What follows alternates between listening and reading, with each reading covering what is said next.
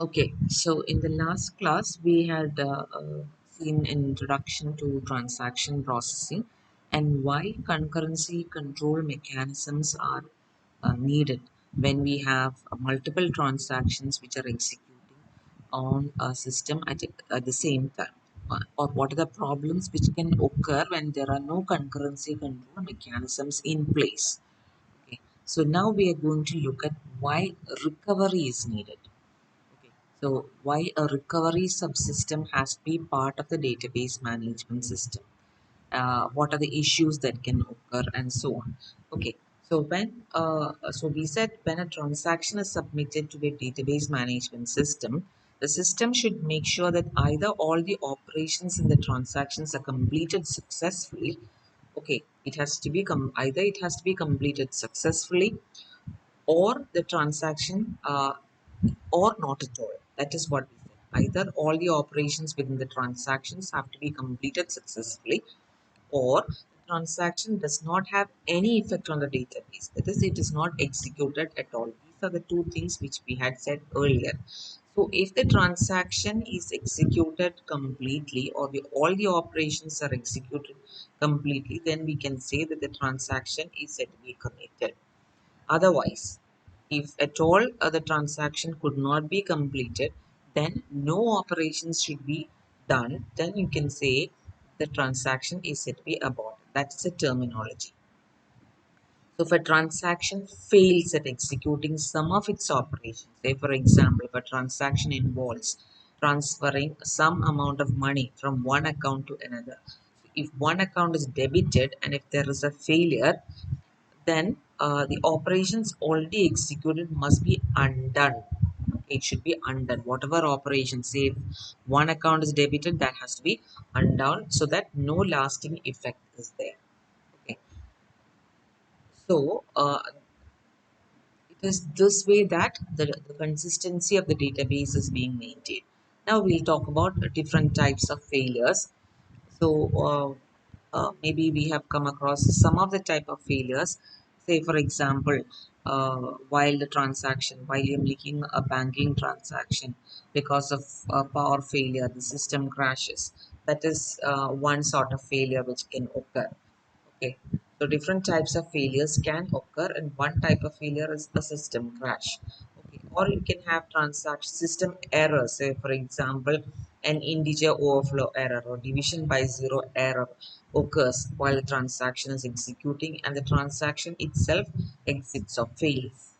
And there are also other type of local errors or exceptional conditions which can occur, maybe because some data which is being read from the database is not in proper format, or the data itself is not available. Such exceptional condition can result in errors occurring. And also another problem which can occur is because of concurrency control enforcement. Maybe some transactions are aborted. So some of the operations are done, and because of some error due to concurrency control enforcement, the transaction itself is aborted, which means the only a part of it is done, and it has to uh, go back to its previous state, or it can have disk failures or physical problems like catastrophes like fire or power failure or fire or theft or sabotage. All these things can result. So many things can cause failures. Failures can occur. Failures are inevitable. So that is why we should have some mechanism for handling these failures. Right. Say for example, we are making a Google Pay uh, payment. Okay, we have noticed in many occasions because of, maybe it is network errors, or because of some reasons it could not be completed, but the our account is debited by the amount and later point in time that is being restored, right? So if at all a failure occur, then the system has to be restored to its correct or consistent state at some point. So if that has to be done, mechanisms have to be in place in order to handle such errors.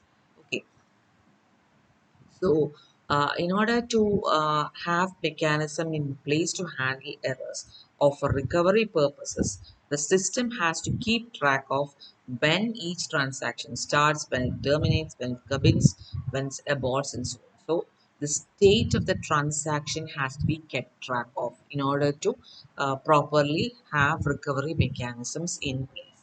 Okay. So we can have or the database or the DBMS recovery manager of DBMS keeps track of the following operations. So begin transaction. This marks the beginning of a transaction execution. And once the transaction has begun, several read or write operations can take place.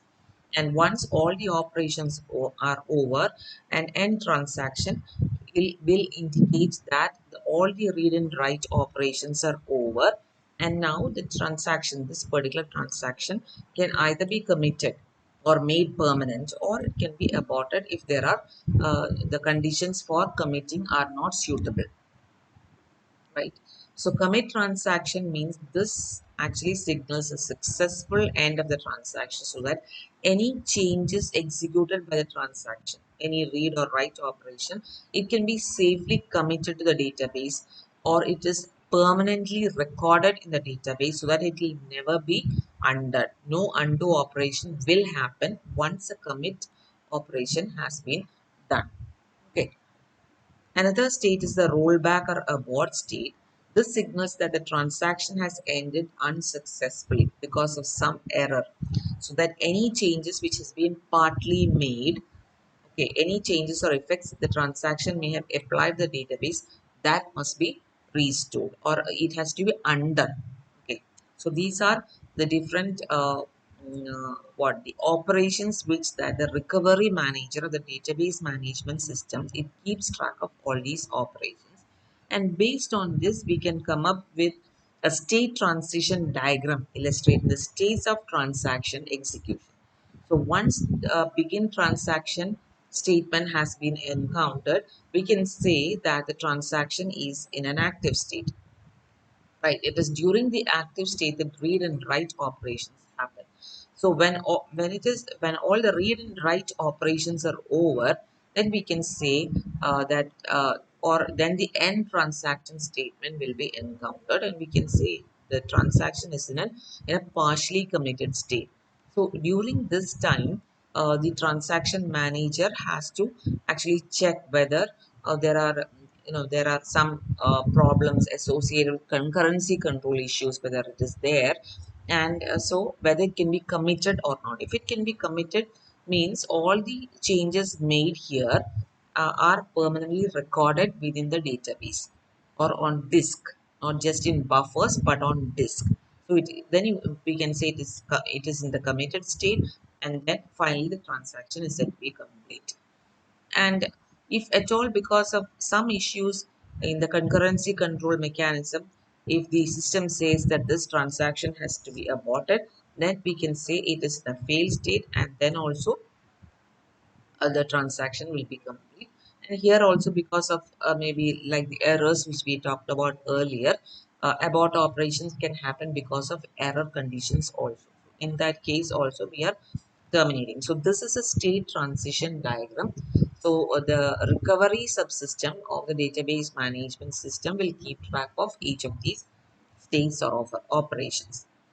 Now, there is another thing which is very important with regard to a recovery from failures, which is called a system log. Okay, there is a log which is being written.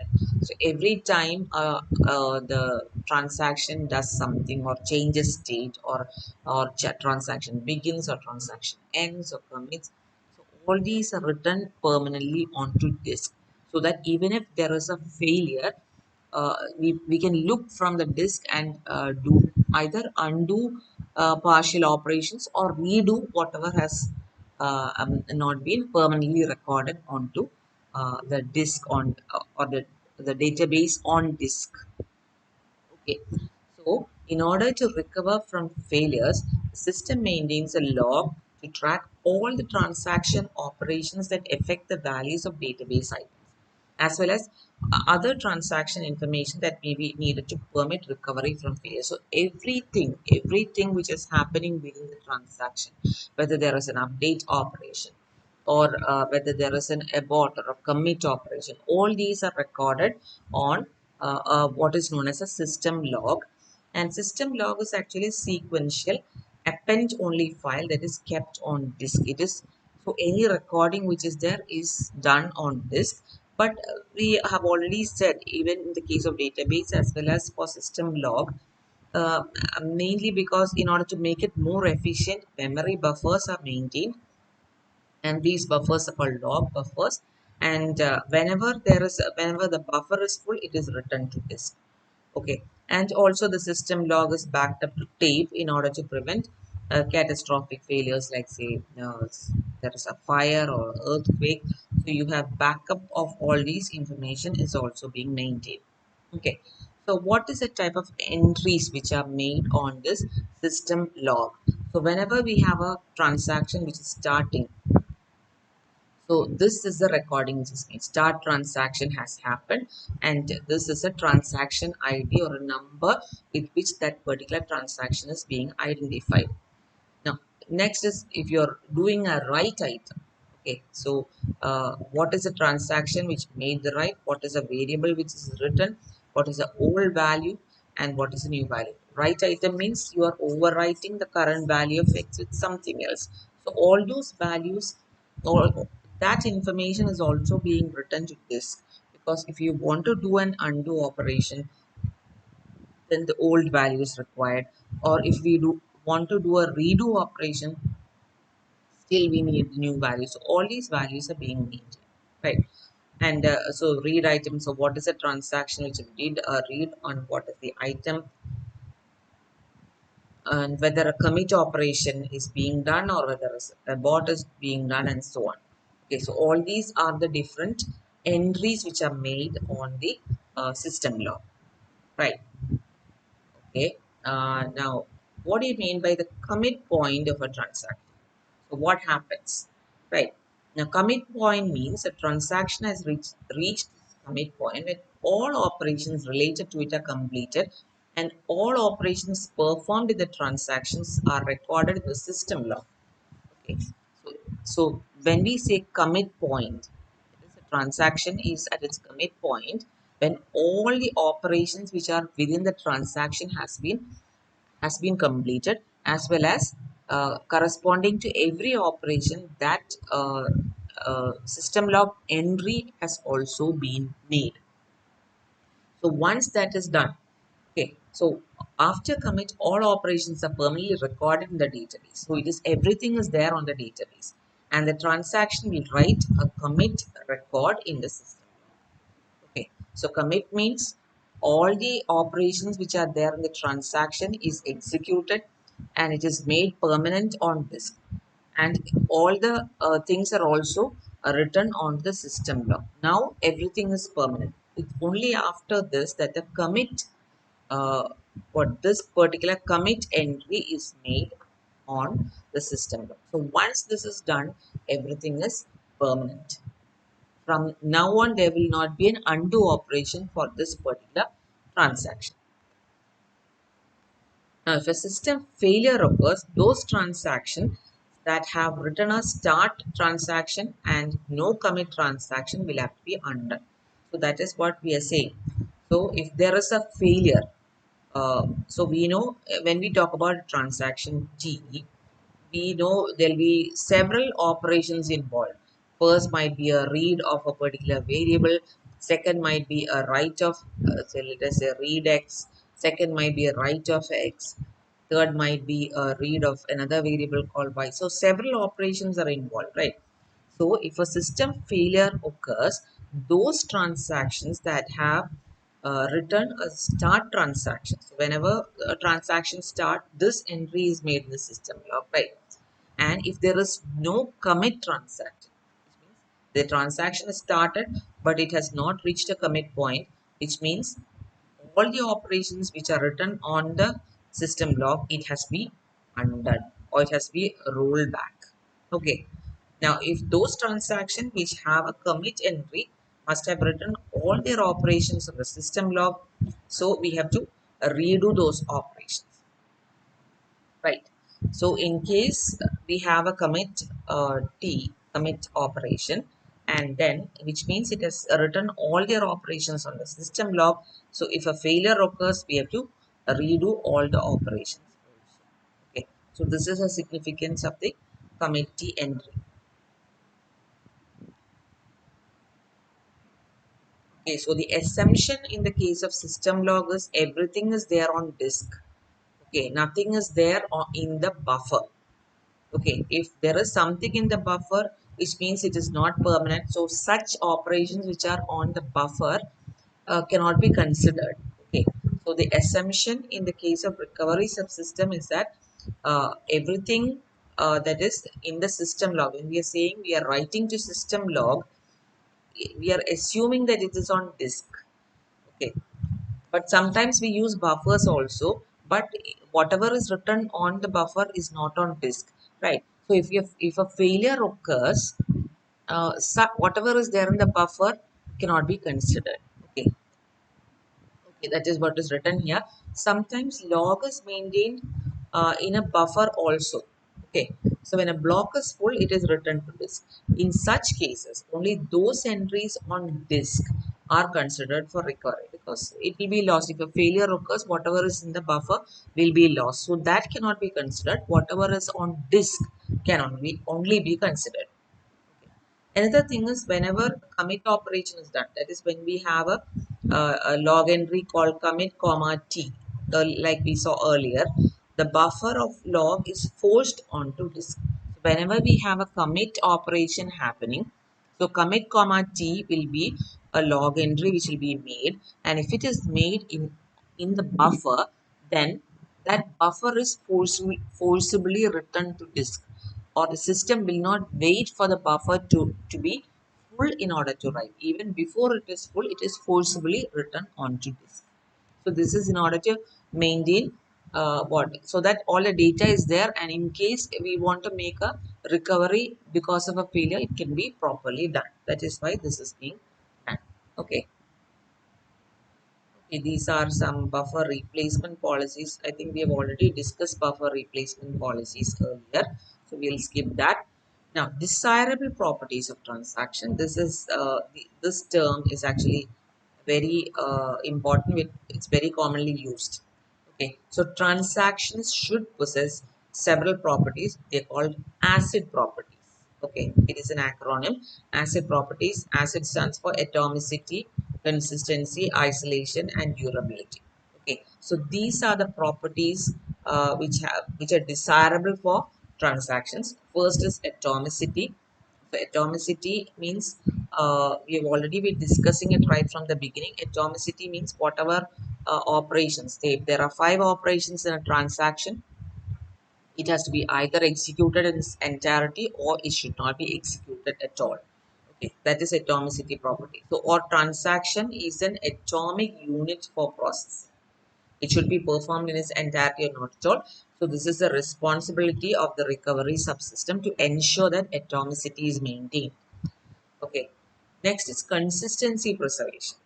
So a transaction should take the database from one consistent state to another. Right. Say for example, our running example is bank transfer system. So if you have a transaction which does a transfer of money from account A to account B. Okay. So we know before the transaction, the database is in a consistent state. Now, if uh, amount rupees 100 is deducted from account A, now the database is no longer is in a consistent state, right? Because it is not in a correct state. So the from A we have deducted, and unless we put that amount or 100 rupees into the account B, unless we do that, it is not in a consistent state. When we do the complete transfer, it is in a consistent state. That is the meaning. Okay, so consistency preservation. So a transaction should take the database from one consistent state to another. Now, isolation.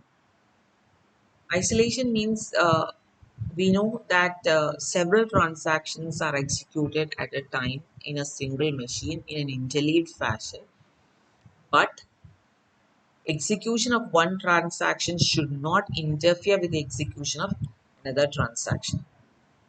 Okay, so it means though transactions are executed concurrently, it should appear as if each transaction is executed in isolation.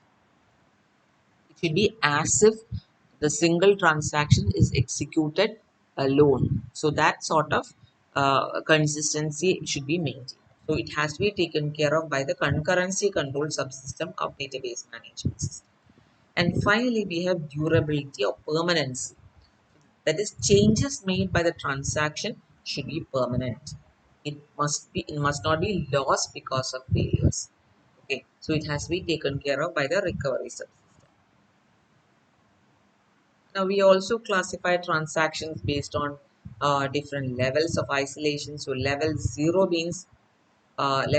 transaction means it does not overwrite dirty reads of high level transactions. High level means level 1, level 2 and level 3. So what do you mean by dirty read? So dirty read we have already come across, which means transaction T1. Let us say we have got two transactions.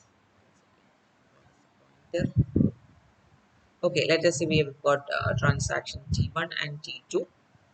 So T1 has written a write of X, let us say.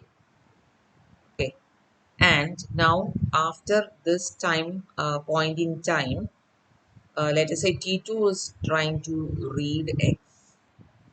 Okay, so T1 has made a write here or made a modification to the variable X, and T2 is reading it. Now we can say this is a dirty read because it is possible that after some point this transaction is aborted. If that happens, what happens is T1 goes into a state before this write, or this write is actually we are undoing that write. So transaction T2 has read a value which is not correct, right? So this is called a dirty read. So level 0 transactions does not override dirty reads of high level transactions. Or basically what it does is it prevents transactions from changing data that is modified by uncommitted transactions. So T1 here is an uncommitted transaction, and if a transaction is level 0, it means it prevents transactions from changing data that is modified by uncommitted transactions. So here T2, if it wants to be level 0, it should not modify uh, uh, say variable X here. It should not modify variable X at all. Okay, that is what we call a level 0 transaction. And level 1 transaction, no lost updates. So all these terms we have already come across, lost updates.